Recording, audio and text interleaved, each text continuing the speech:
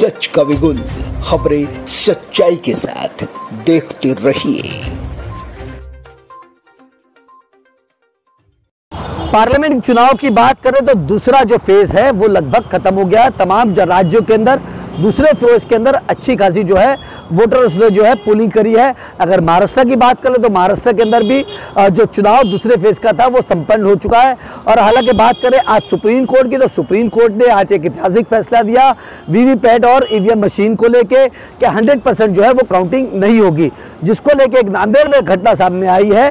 नांदेड़ में ये देखने को मिला कि एक पोलिंग बूथ के अंदर एक शख्स ने छोटी कुलाली से जो है पोलिंग बूथ पे जाके जो है ईवीएम मशीन को जो है वो तोड़ दिया है। हालांकि अगर बात करें तो नांदेड़ पुलिस की, तो नांदेड़ पुलिस ने उस शख्स को जो है वो हिरासत में ले लिया है। हिरासत में लेने के बाद उसके बाद पूछताछ जो है वो जारी है, लेकिन अभी तक का ये स्पष्ट नहीं हुआ है कि वो इसने उस शख्स ने जो है ईवीएम मशीन क्यों तोड़ी है। अब देखने वाली बात ये होगी कि आने वाले वक्त के अंदर नांदेड़ पुलिस जो है जांच के अंदर क्या निकल के सामने आता है। लेकिन एक ऐसी पहली घटना जो ईवीएम की तोड़ने की जो है महाराष्ट्र से निकल के सामने जरूर आई है।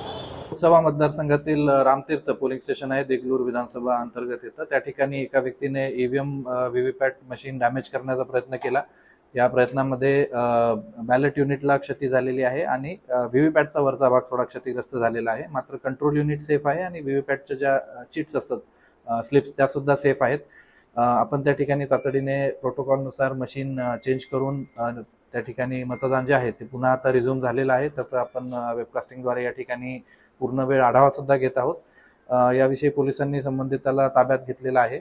त्याचबरोबर या घटनेची माहिती आपण सर्व वरिष्ठ कार्यालयांना पोहोचवलेली आहे। सर, कोण होता हा व्यक्ती, काय कारण याचं काही त्याचा डिटेल पोलीस रिपोर्ट आम्ही थोड्या वेळात आपल्याकडे शेअर करतो। सर, या मशीनला डॅमेज करण्यात आले, त्या मशीनवरती झालेलं वोटिंगला नाही, तो डेटा पूर्ण रिट्रायबल आहे। तो डेटा आपण सेव्ह करून ठेवतो आणि त्या मशीन सील करून आपण संध्याकाळी सगळ्या मशीन सोबत घेऊन येणार। त्यामुळे तिथला कुठलाही डेटा लॉस झालेला नाही।